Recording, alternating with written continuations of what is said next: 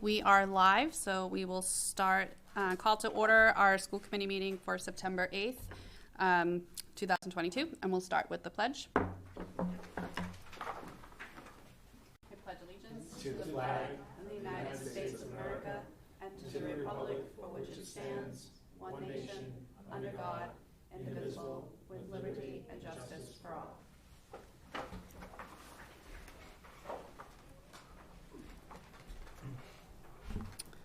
Okay, so as we go along, I am still new and learning about order of events and how things run, so I appreciate any help and feedback from my board and especially experienced members. But we will start with public comment. Nope, no public comment, okay. And then we will move on. It is not listed on the agenda, but we do have our student reps here, so if you are ready to introduce yourselves and get started on your report, that would be great. Yep, so my name is Ben. I'm a junior at the high school, and we started school a couple days, and then we had our 4-day weekend. It was a pretty smooth transition. I mean, I guess some kids were a little sad about starting in August, but it's nice we get to get out of school earlier in the spring. Speaking of adjusting, there are new rules about tardiness and about kind of skipping class. A lot of kids were skipping class in the spring. And so far, as Mr. Gilligan had said before the meeting, there really aren't many kids in the hallways now skipping class. And those rules were presented on the first day, and so far they've been pretty successful. Sports started up. Football game is this Friday. Soccer games were today, both boys and girls. Field hockey, girls volleyball, golf, and cross country all started up. And there's a girls swim team fundraiser on Saturday. There's a high school open house on the 15th for parents and guardians of students, and there's a new assistant principal at the high school, and I've heard very good things about him so far. Hi everyone, my name is Nora El-Khadiji. It's nice to finally meet you. I'm a senior, and so the recent in-person college visits that started up today, I'm very thankful for. I believe it was the University of Alabama and Thomas College that visited today.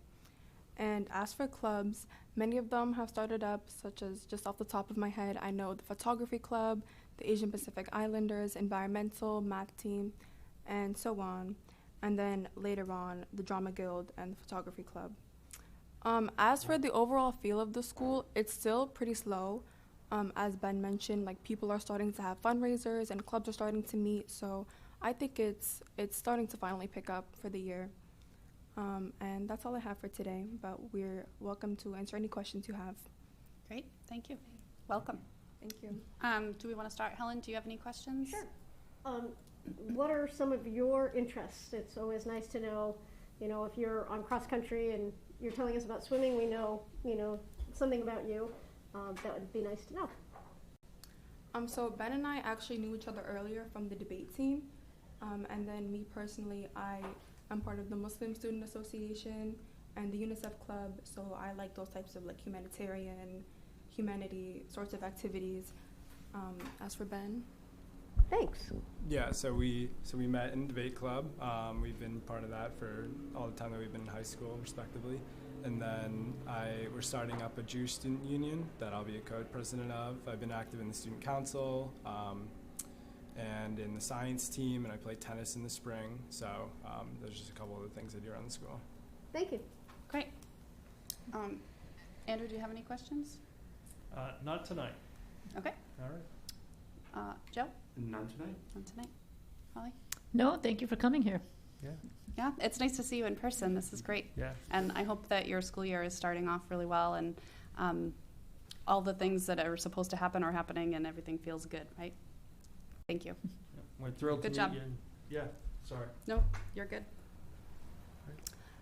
You are welcome to stay, or you are free to leave if you have other obligations or you don't feel like sitting through our meeting. It's totally understandable. Yeah. We won't be offended. Not at all. Nope. Thank you for having us. Yeah. All right. Thank you, guys. Thanks for coming in person. Okay, so moving on to consent items, approval of our minutes for August 12th. I think that I need a motion. I will move that we approve the minutes as presented in the packet. I'll second that. And then do we discuss or do we discuss? Okay. So Helen, any discussion, or do we open that up? Just open it up. Okay. Yeah. Any discussion? Okay, then we will vote. Helen? Yes. Andrew? Yes. Joe? Yes. Holly? Yes. And I will vote yes. And then moving on to superintendent's report. Great. Thank you, Madam Chair. It's great to be back. We have good teaching weather this week, much cooler than the week previous. And we're going to start the superintendent's report tonight with our Director of Special Education, Executive Director, Marcy Pacuzzi, with an update on how summer school went.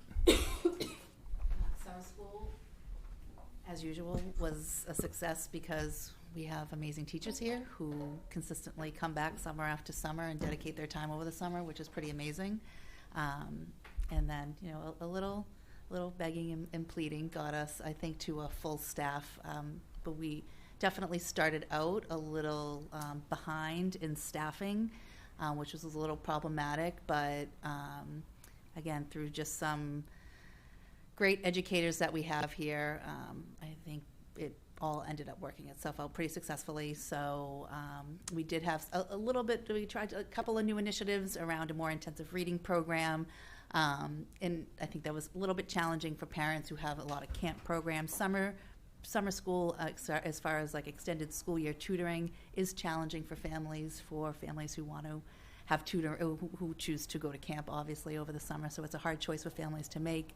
But our programs run really successfully and really fully over the course of the summer. Those are our 6-week programs. And again, the staff is amazing. They show up day after day in the heat of the summer and kept things active. We had a really, really successful summer with Rick Gorman. So that continues to expand. And then, you know, some additional opportunities that we're looking forward to this year through Rick Gallant, too, that I'll be talking about, just separate from summer, but just some more kind of inclusive opportunities for our students. So hopefully those will continue.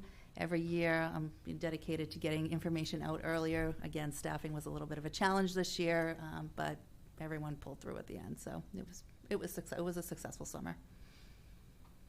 Awesome. All right. We had a tremendous, yes, Can I ask a couple questions? you can. Did we service regular ed students this summer or only special education students? So there were no academic services that I necessarily know of, but we did run the counseling groups that we ran the summer before. Lindsay Jordan, the guidance counselor, one of the guidance counselors at the Atkinson School, ran 4 separate groups over the summer and had reached out to guidance counselors. And I mean, there was obviously limited kind of opportunity for those just because of the size of the groups, but she ran 4 really successful weeks of that as well, so that was open to any student. But as far as ESY, for what I was talking about, that's all special education students, and there was no other enrichment. There was no other enrichment So this we didn't summer. have an acceleration academy? No. Did we have credit recovery for the high school? Yeah. Okay. And they were that And looked pretty crowded. About how many kids do we serve for extended year? Program-wise, there are probably close to 60, and we had a very, very large tutoring group this year. So, I mean, easily 100, so probably even more. Thank you. Yep. Great. All right. We had a tremendous opening day starting before we get to the students with new teachers were in. There was a great session. Really thankful to North Andover Public Safety and EJ Folds coming in to do all of our safety training with our new staff. They were trained on some technology stuff like eSped, and got settled in and had a chance to meet with mentors, get back to their buildings with their principals. So it was really great to have new teachers. We hired 26 new teachers in total. Some of those are leaves, long-term subs, but 26 new and 1 nurse. So really excited to have them in. And it was a terrific day. It was 2 terrific PD days for staff. I'm going to let Lorene... whole week, excuse me, sorry. Moving on to the regular staff. Sorry, Lorene. But the 2 days that all the staff came back, there was a tremendous speaker, keynote speaker. I'll let Lorene talk about that in a minute. and it was really great. Mary Julie Gregoire, the Hall of Fame person, spoke, and lots of people needed tissues. So, Lorene, do you want to talk about our keynote speaker this year? It's kind of a tradition Lorene started here in North Andover. Actually, I'm going to talk a little bit about the PD we did with the teachers, and I was going to say something about Mary, but you've said that. I will say that Mary was phenomenal. She's a phenomenal educator. Her message was so wonderful, and it just led into our keynote speaker. But I'm going to let Marcy talk a little bit about the keynote speaker. But I did want to mention that this is the first year that we had a full week of new teacher PD.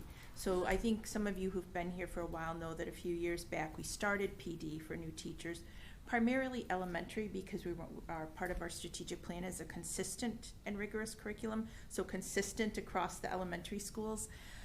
So the Monday of the week before we had our school started, we had our primary teachers in for some early literacy, like phonemic awareness and phonics instruction. And then on Tuesday, we had all of our elementary teachers in for some wit and wisdom instruction and comprehension pieces. On Wednesday, we did math PD all day for all of our K-5 teachers. On Thursday, we had everybody come in, so if there were middle school and high school teachers, they were invited in as well. And we talked about our strategic plan, which is something we haven't done before. And we talked about our equity work, so we did a lot of those kinds of things in the morning. And in the afternoon, we talked about our SEL programming. So it's a little different at each level. At elementary school, we use responsive classroom. At high school, they use Character Strong. And then Friday was the day that Greg mentioned, when EJ comes in and does Alice training and all of that. That's our traditional. That was the only day we used to have. And it was really rewarding because a lot of our teachers that we hired are not brand new teachers. The two teachers with the least amount of experience, I guess that's how I can phrase it, were still not brand new. They had been either long-term subs, Merrimack Fellows, so they had some experience other than student teaching under their belt. But we have other teachers that we've hired with quite a number of years of experience, and they were so blown away by the fact that we did all this PD and like how we had everything together. And it was very rewarding, and it was very rewarding for all of the people that participated from North Andover in providing this.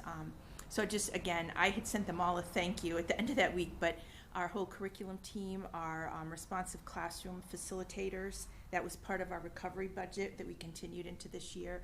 Nikki Murphy worked with them, our mentors. So we had a lot of people from North Andover that helped facilitate this process, and it was just, they were incredible. So I'm just really pleased and proud of everybody and the work that they did, and I think it was a great welcome and a great introduction to being a teacher in North Andover.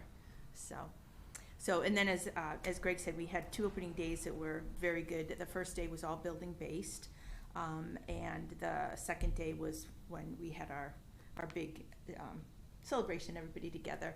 As we said, Mary had a great lead in to Lisa Deeker, who was a phenomenal speaker. I will say on the agenda it said, an hour and 45 minutes for the speaker, and I know, because we had people who said to me, like, throughout the audience, are like, oh my God, what are we going to listen to for an hour and 45 minutes?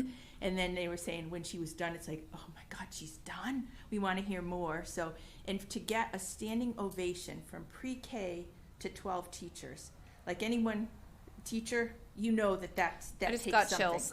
Yeah, because what a pre-K teacher is listening for and what a 12th grade economics teacher is listening for can be 2 very different things, but a standing ovation from pre-K through 12. So very, very a wonderful day and very motivating and invigorating for everybody. But I'd like to let Marcy talk a little bit about her, because Marcy's the person who contacted her to come. And I think you said a lot of things that I would say, but I think as Lorene and I have talked, and as I told people that day, Lorene and I, of my 25 years working in education, have worked together 21 out of those 25 years, which is pretty amazing. So we do a lot of collaborating, and we had done a lot of collaborating, and if anyone that gives me a second of an ear will know how I feel about inclusive education, and that's really what her message is about, the importance of inclusive education. So it's not like I was standing up and this is a presentation, a special education presentation or a general education presentation. It was a person presentation. And she has very personal stories I've seen her before, I've heard her before, and I still cried, and I'm not a crier, just by the way. She's her messaging around the whys and who our students are and why they're all of our students, and the importance of why students need to be in the classroom, and how COVID had sort of ripped that from our most vulnerable students.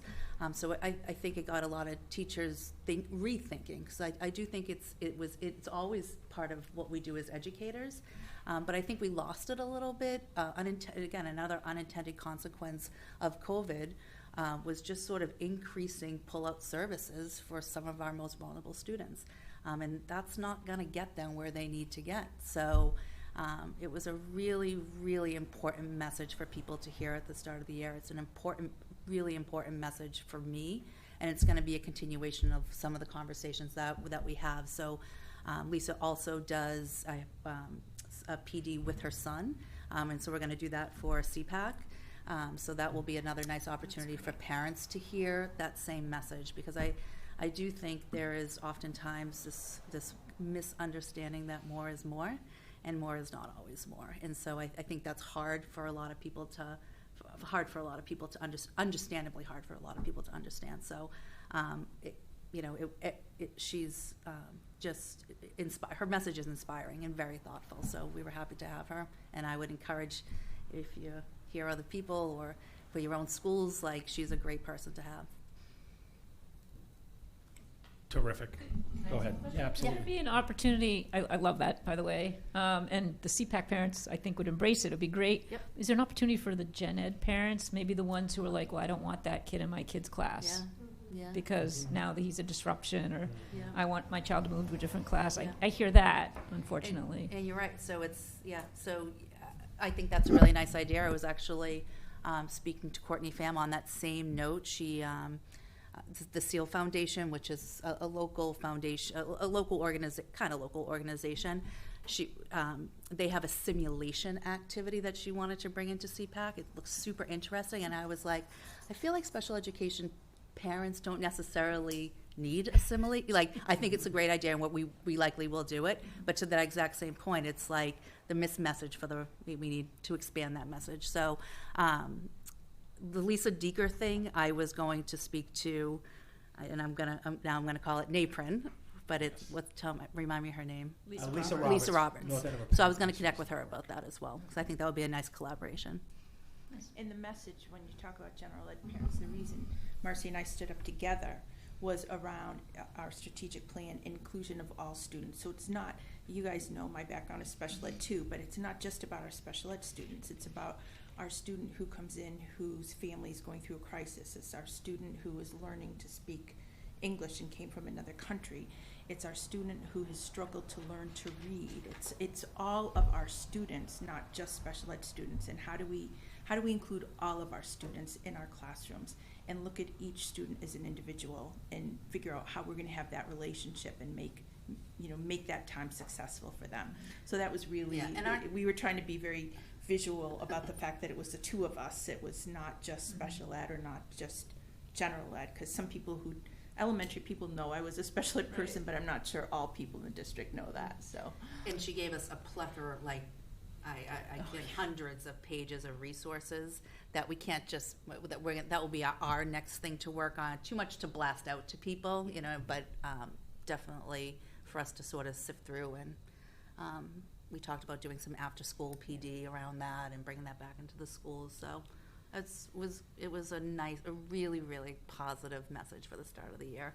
And I'm just saying, some people might have said it was the best one they've ever seen. So, I have heard of that, actually. I've spoken with a few teachers in district, and I had heard that same message and just how moving she was. It's too bad it wasn't recorded, that we can't share it out, because it sounds like we all could benefit from listening to. And that's Sorry, go ahead. I was going to say, often that's a question if you can record it. Yeah. Some of the folks that come in, it's proprietary information, so they don't Yeah. send it out in the blast. But I would just say that I think it's, to Lorraine's point, of pre-K through 12, Right. or even 22, to have everyone with a standing ovation. You don't always hit everyone's needs.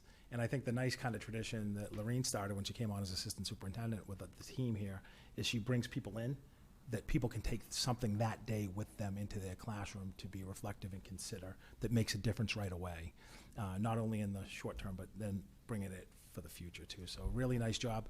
And just one more, just not to belabor it, but Mary Gregoire speaking before, I mean, again, Mary Gregoire, who was a general education teacher, like, her message was 100% exactly the same. Like, they were talking the same talk. And Mary obviously walked the same walk. But again, a general education teacher who made it very clear in her practice that everyone was coming into her classroom, so. And one last piece, and then Andrew had a question. I think one of the general misconceptions about the CPAC too is that it's only if you have a student that's in special education. I know every year we help promote it. They bring it up. You don't have to have a student with a 504 or in special education to be part of the CPAC. And there's some awesome presentations. And we know as educators, and we try to say oftentimes best practices are best for everybody typically. And so that's another place that maybe we can get some folks. Super quick, I'm going to piggyback onto something Holly said, but I don't suppose that next one could be recorded with NACAM, or can we check into it? I'll ask her. Okay. Yeah, I'll ask her. All right, and then my other one, and you started to allude to it a little bit, but I'm wondering, what collaboration she might possibly be able to do with understanding our differences, because I think that that's such an amazing program that the kids see, but I don't know how that may change some of the offerings that they have, or some of the conversations that they have with some of the parents as well. The message is definitely the same. Okay. I mean, so I actually saw Heidi today, and so I will reach out to them about the parent one too, because Maureen does sometimes come to those as well, Maureen Ryan. So, but it absolutely the same message. So it would be a nice tie-in. It just seemed, and I feel like, I know they do some training Yeah. Before some of the parents, go in and help volunteer in some of the classes. But I just didn't know, like, if we could maybe Be kind of purposeful. continue Mhm. to really build on that. Mhm. So, I mean, that seems fantastic. Mhm. Thank you. I have completely off that topic. I'm sorry. Earlier you mentioned in terms of PD that happened that week that teachers came in and were trained in wit and wisdom. Can you tell us just like a 3-sentence, like which grades that's going to be used? Like what is it? Why we made that choice? And like what's so awesome about that particular program? So DESE has basically dictated, as I'm sure you're aware, that there are certain programs that we can use. They've also dictated what screeners we have to use. They've changed that a little. They updated that this summer, so it's constantly in a change of some. There's some flux there. So we looked at what we had. So we brought in the Hegarty for the phonemic awareness, which has been, very successful. And we'll talk about that a little in a meeting coming up soon. And then we had Foundations, which I don't know if you're aware, but that was a very generous donation from a member in town. So that's the phonics piece.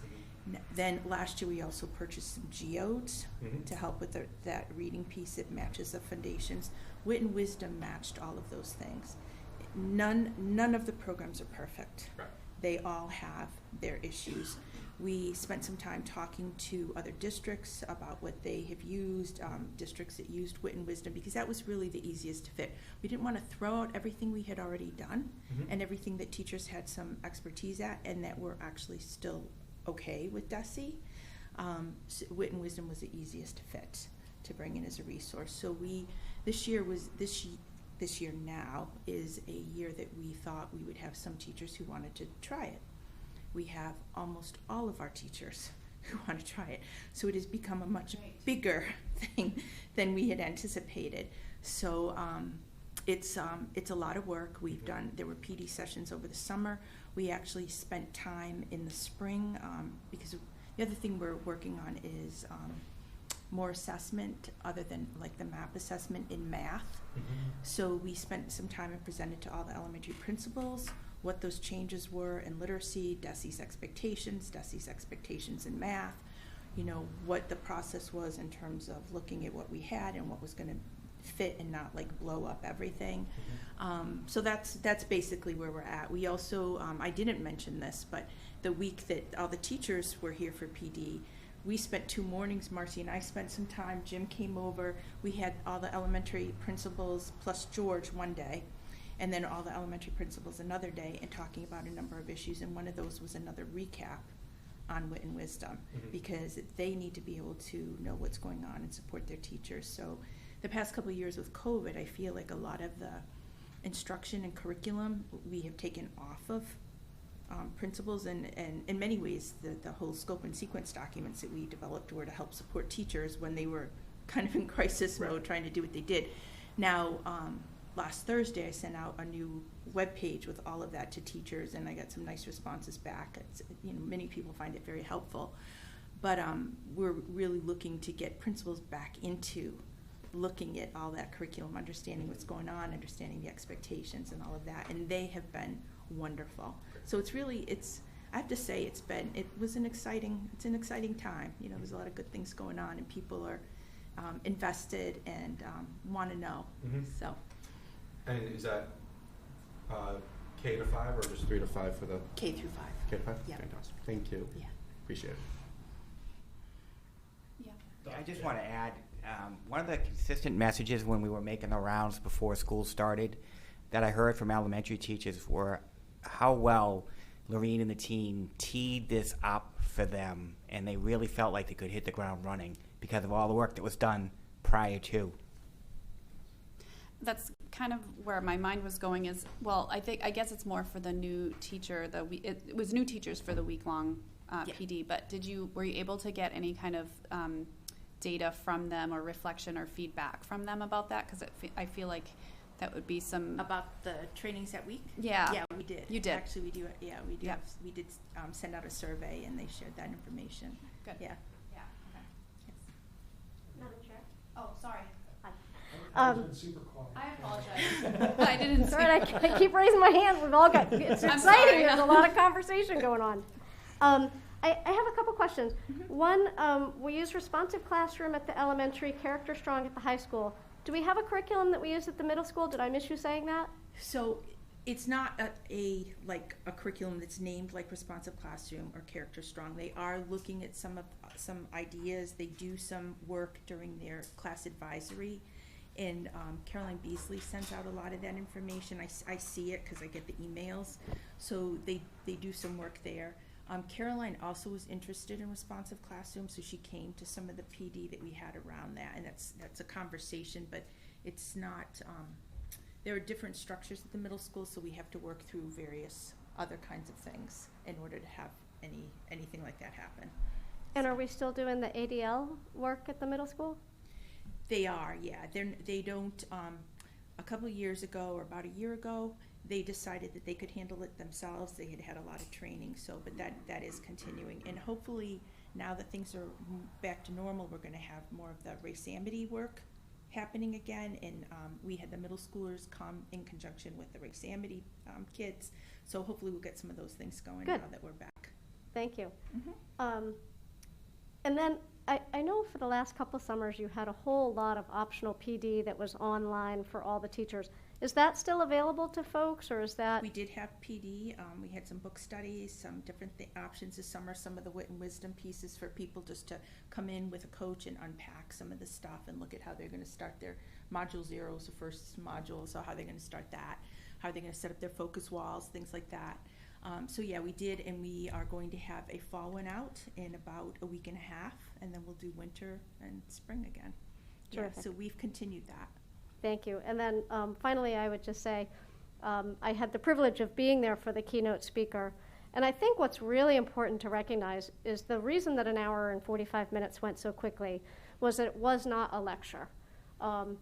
She would give some information. She would show you some pictures. She would give you 2 or 3 choices of things that you might be interested in. And then you would turn to a partner and you would, choose 1 or 2 things to talk about. So it wasn't that she was just giving information, but there was building relationships within that room. And, people with all different levels of experience and interest exchanging.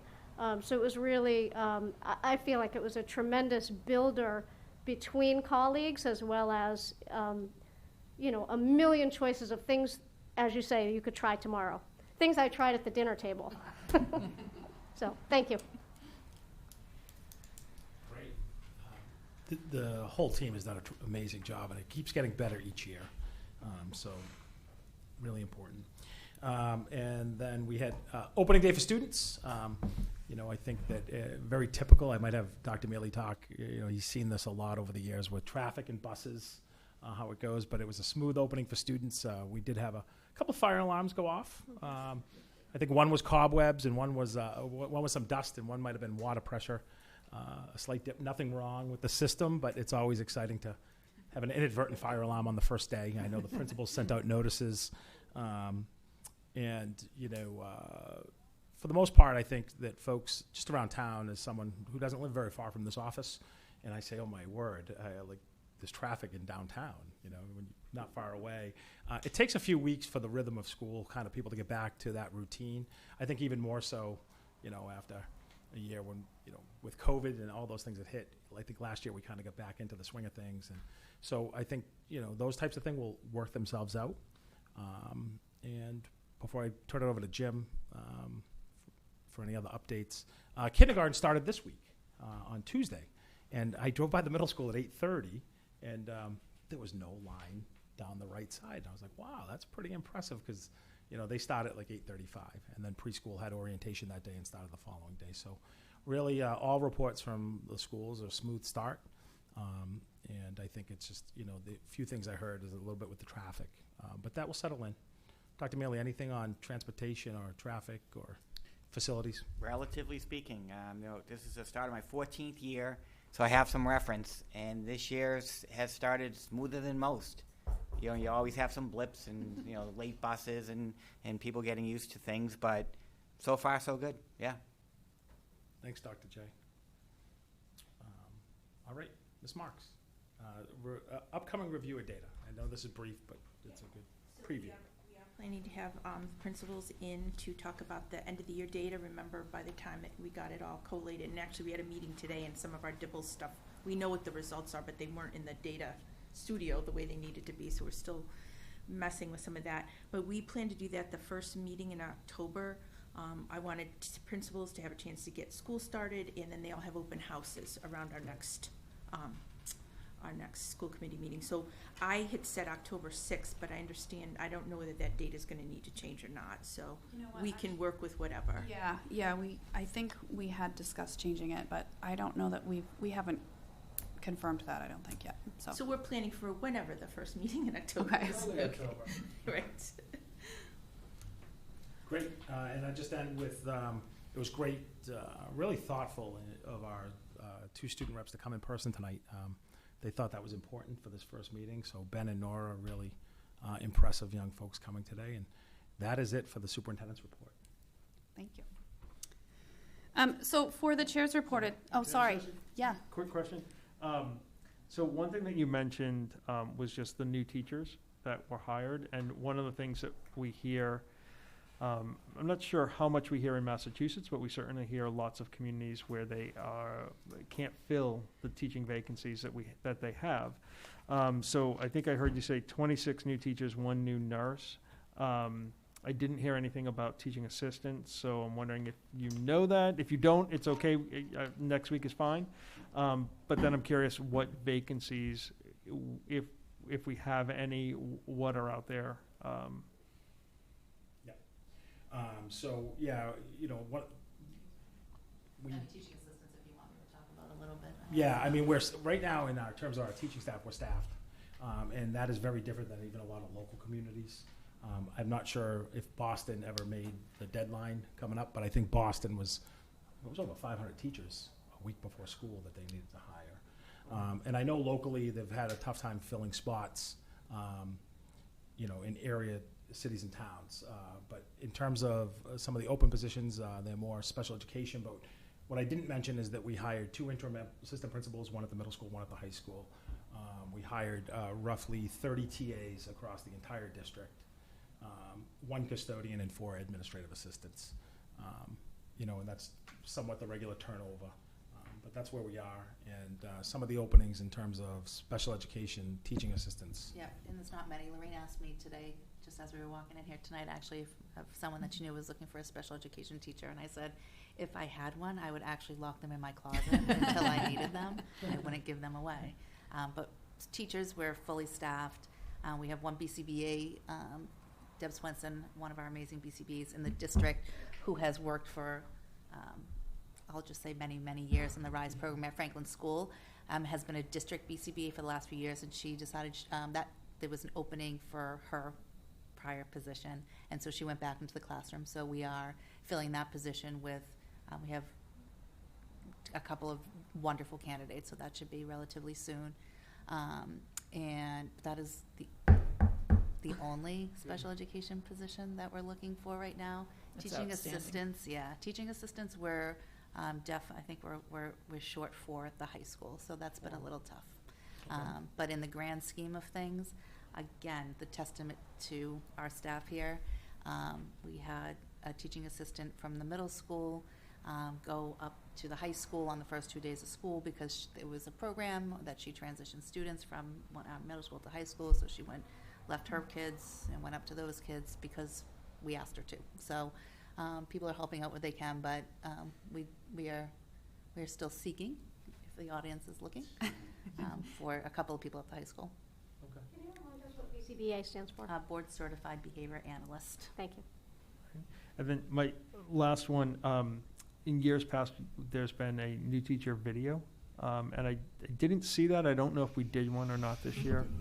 So Okay. we had traditionally prior to COVID, it was something that I actually started myself years back, and I know there's a member in the audience that really loved that video, and a lot of folks did too. But when COVID hit, we didn't have the traditional orientations that we've had. Okay. So we did it one year a little bit later in the year, and it's something we can talk about as a team. Okay. Because I think it is sometimes a good way to introduce yourself to the community.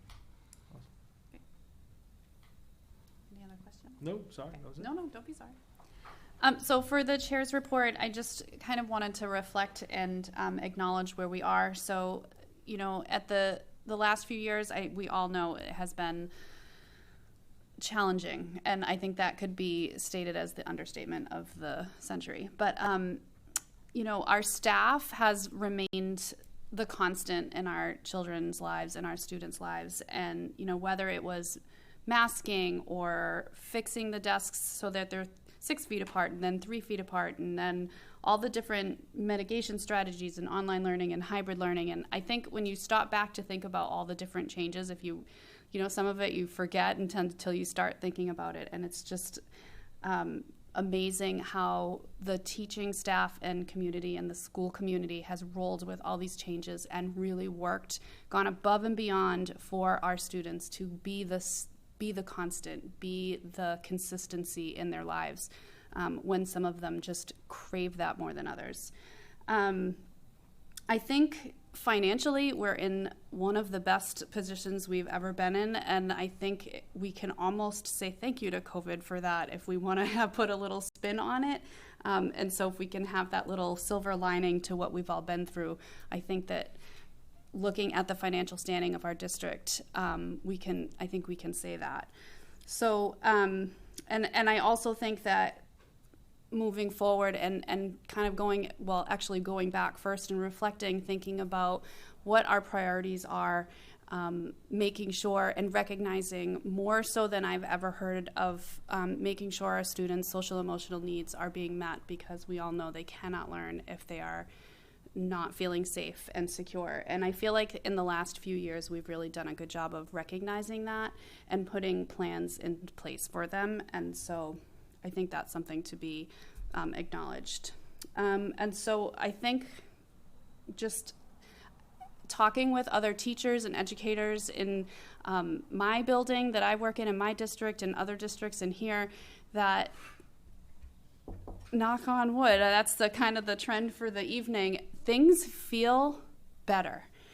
They feel calmer. I hope that that's not just my own perspective and like the few people that I've talked with, but we're cautiously optimistic that this may actually be a normal year.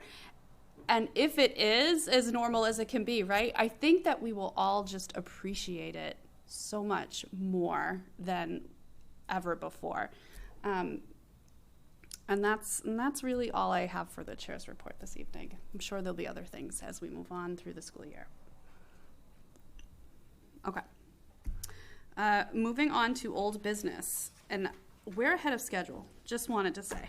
Because of you, not Dr. Gilligan. That's correct. I hope the record shows. We have the second reading for the Educator Hall of Fame, and I think that is in here. I will vote to approve Mr. Peter Concannon's nomination to the Educator Hall of Fame. Second. Okay. Is there any discussion? Has he been contacted, and is he in agreement that he would serve if we, him? I spoke with him in the spring, and yes. All right, and he knows when the date is of the, or is the date set for? We didn't have a date set yet, but I had told him it was the end of October, correct? October 26th, if I remember Okay. correctly. We can check with Greg Landry. We have, Okay. I believe we have a date at this Great. time. Yeah. And that's with a professional teacher status night. Okay, awesome. Other thoughts, ideas, questions? Okay. Then we will call for a vote. Ms. Picard? Yes. Mr. McDevitt? Yes. Mr. Hicks? Yes. Ms. Beatsky? Yes. And I will vote yes. So that is all. And then we have transfer ownership of old items. Dr. Mealy. So we had the first reading, and I had indicated we were still working on the list that we were going to ask you to approve. That was provided. Here it is as well. It's an analogy I've used in the past, but it's appropriate here. This is a direct result. We haven't had to do this in a while. It's a direct result of COVID and the fact that we had to make a lot of room in our schools, and we removed a lot of furniture. And COVID funding also allowed us to purchase new desks that were needed. But the analogy I use is it's like when you go into the shoe store and you take off your old shoes and you're trying on the new shoes, and then you look over at what you walked in and you're like, I was wearing those? That's what when we went to the Stevens Estate, the old building there that we were using to store all this, you go in, you're like, we can't put that back in the classroom. It's time to get rid of it. So we need you to approve this list tonight that will allow us to turn it over to the town for them to dispose of these items. Okay, so I think we need a motion to approve. Is that correct? So I'll move that the school committee approve the transfer of ownership of the surplus furniture as documented in the packet. Second. And is there discussion? So just a quick question, the town then has the choice to sell if they wish, If or there's any dispose. value, right. Generally Okay. speaking, if we determine there's no value, we can just dispose of it. This is questionable, so they'll determine maybe we can just get rid of it, or they would, through the proper purchasing process, make it available to Okay. others who might want it. All right. Any other discussion? Could it Okay. be donated anywhere? We've tried. Okay. We make it available, that's one of our options, is we can donate. We've tried it with books in the past. We do try it with this, but yeah, it's not. Where do you attempt that? Listserv. Oh, okay. Mm-hmm. Do you need a desk? Maybe No. other schools. Yeah, I was thinking of other schools. Some schools are lacking desks and tables and don't care. So that was just a thought that I had, because that is all I'll Got say it. about that. And I think Dr. Mealy hit the nail on the head when he said, this is some stuff that you're like, ooh. If you recall, prior to that central location of the carriage house up at the Stevens Estate, we had pods. Mhm. Is that what they call pods? Those Mhm. Yeah. Yep. those metal. Storage pod. They were at every school, multiple, and that's where everything was until it went up there. So this goes back some time. Okay. So I Did we vote? We're Not yet. Okay. That was I was getting there. Okay, so I will call for a vote. Helen? Yes. Card, sorry. Mr. McDevitt? Yes. Mr. Hicks? Yes. Ms. Beatsky? Yes. And I will vote yes. That is 5-1. And we are moving on to new business. We have a first reading of overnight student trips. Assistant Superintendent Marks. All right, so we have a series of overnight trips here. All of these trips are trips that have happened before numerous times. So I did not invite teachers. If there are questions that I can't answer, and there may be, I'll take the question and get an answer for you. But given that it's the start of school and these are nothing here is a new thing that hasn't been done in the past. So I figured we would give it a go here. So we have a series of trips, starting with DECA going to Arlington, Virginia. That trip is in November, and that's with Pete Marfione. That's a business trip. In February, we have a Spanish exchange program for Spain for 12th graders, and that's with Meredith Pryor. Then in March, we have a Washington, D.C. trip. This is run numerous times in March for American Thought Juniors, led by Mary Tracy. In March, we also have another DECA trip in Boston. It's a state conference, and that's with Dan Oberlander. In April, we have a trip. This one is a little bit new with Sarah Durkin. She's done a lot of trips, but this one is new. It's a World Striders Festival of Gold in Chicago, and they were invited to perform because they did so well at another event. So I thought that was pretty cool. That's amazing. So that one's a little bit different. In April, we have a trip, an immersion French trip to France with Bruno Molteni.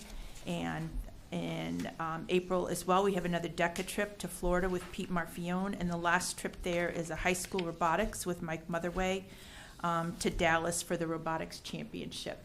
So, as I said, most of those trips are not anything that hasn't occurred before. So, What does DECA stand for? I don't know off the top of my head. It's business, right? Yeah, it's business, and I'm trying to think. I know I've heard it before, but I'm not pulling it out of my head what it actually stands for. And I don't think it's on any of these, but yeah, DECA. It's a DECA. I can't remember, and Matt was in it for 4 years. Yeah. Thank you. I don't feel so bad. Wow. Thanks, Andy. Distributed Education Clubs of America. Thank you. Okay, all right. And I've never heard it called that.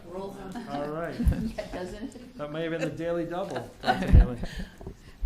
Do we want to go around and just ask questions if we have them? Ms. Picard, do you have questions? I have two questions. One, is NAMS doing outdoor ed this year? I don't know that yet. Okay, that's come up as a last minute in the past, so if it's happening, it would be great if we knew. And I imagine if it was going to happen, it would happen rather soon, because they try to do it before the cold sets in. No one has talked to me about that, so I don't Okay. know. But I'll check. Do you All mean right. Nature's Classroom? Yeah. Yeah, Oh, Nature's okay. Classroom. Yeah. And I'm always making a plug for students who are CCP level to have opportunities, especially to go to DC. Yeah, she takes anybody. I mean, it's American Thought class, but it's not an So AP it's- class. Is it an honors level class? I think so. I think so too. Yeah. So that's what I'm saying. Like, For- students yeah. who are not honors level, Yeah. what are the opportunities? I mean, the Spain trip, I think is for students who are more advanced, and so just making sure that there are opportunities, and that's not to discourage by any stretch of the Yes, I imagination get what's it. happening, Yeah. right? That's not a criticism of what's happening, but just always trying to make sure that there's opportunities Yeah. for a variety of students. Yeah. Thank you. Lorene can certainly check, but I can tell you, it's not, I didn't see it here because it's the Thought class, American Thought. Right. But I chaperoned a trip a few years back, about 5 years ago, to DC, and it was American Thought and CP classes as well. So, Good. well, we can check. Yeah, I can talk to Mary and see too. Thank you. Mr. McDevitt, any questions? Just a quick question. I think it's on the Spain trip. The refund policy, it just says set by the company, and I'm just wondering if we can get what the actual policy is. Sure. 'Cause I can tell you I canceled at the ultimate last minute of that, and I think I get 95% back. Wow, that's So, pretty good. So that's great. I think it was unusual circumstances, but I would just like to know what it is, and I think it's identified very well with all the other ones. So Okay. I think just a quick quick update. I will check on that. Just another quick update. According to Principal Gonzalez, Nature's Classroom, just like last year, comes to us for 3-day trips at the school. At school? At school. So Yeah. no overnight? Correct. Okay. Thank you. Great. Mr. Hicks, any questions? Andrew, are we done? Yeah. Okay, sorry. These all look like great opportunities for kids. Particularly excited for the World Strides Festival of Gold in Chicago, and Isn't that something? that's a lot of kids to bring on a plane Yes, I and a know. lot of gear Yeah. to bring with.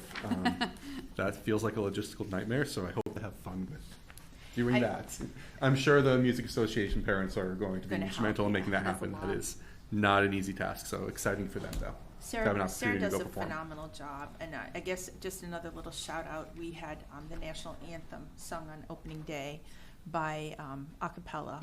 Sarah brought this young lady in, and it was a student that both Greg and I had at Thompson. We were principal, and I can't tell, I mean, she was a lovely girl. Parents are lovely. I remember her dad coming into a second grade class with a bicycle, talking about motion and everything for science. But she did such a job, and again, heard a lot of comments about that's the best we've had, that's the best we've heard, and just it's really rewarding to have seen them so young, and then to see what a lovely young woman, talented, poised, mature that she became. So very, very proud of her, and it was nice. And Sarah was right there by her side. I can't say enough about Sarah. So Sort of speaking to Helen's point before, one of the things that I remember a lot from high school, some 25 years later now, are the other experiences we had of going places. One of which was doing a band trip to Lincoln Center and playing there. So it's a great opportunity for lots of kids to get to do those things. And just how we can include more is always something that I'd like everyone to think about. All set? Good. Okay. Ms. Vitsky, do you have any questions? Nope, they look great. I also do not have any questions. So there's no vote, there's just moving on, correct? Okay. So we will look at the first reading of initial compliance certification. Dr. Mealy? So this is the first step in the timeline that you've seen before. The initial compliance certification has to be signed by the chair of the select board, the chair of the school committee, and the superintendent. They don't require that it's approved by the school committee, but we felt it couldn't hurt to have you guys review it and endorse it. And so it's here tonight for the first reading.